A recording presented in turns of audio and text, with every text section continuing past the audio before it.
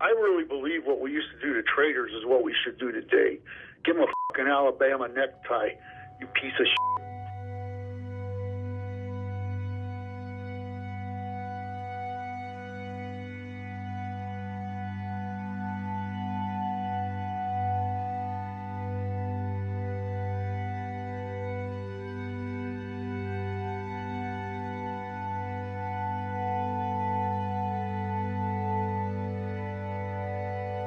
I never signed up for this. I just wanted to help my city. It's kind of scary when you know they know where you live. My kids, they bought me mace, they bought me stun gun. I always have something with me. Never believed in guns before. Even living in Detroit, never believed in guns. I believed in my people. I always look at those rough guys. Come on, guys, turn that music down. I got my little ones with me. Always did that. That's just who I am, right? Always worked. But now, it's a little different.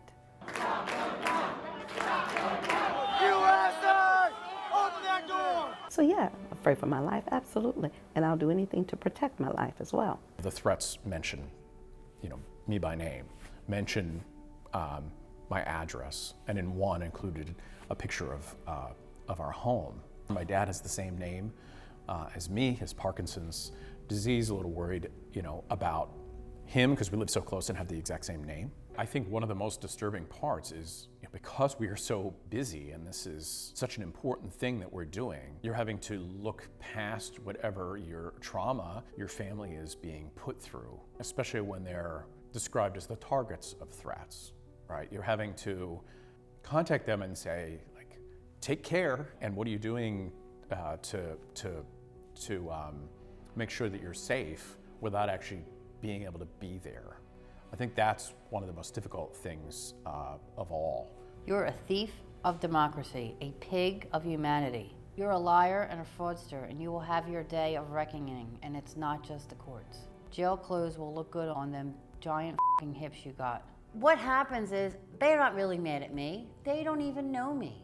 But they believe all the misinformation that they have been reading for weeks and months. When you have misinformation coming from the highest level of government, from the White House. The only way they can take this election away from us is if this is a rigged election. We're gonna win this election. That's right. When somebody weeks out is repeatedly saying, what's gonna happen? We're gonna win, and then all of a sudden the numbers are gonna change. What do you think was gonna happen? It wasn't like they were reading it in a cartoon playbook. They were listening to it from the highest, most esteemed office in the country.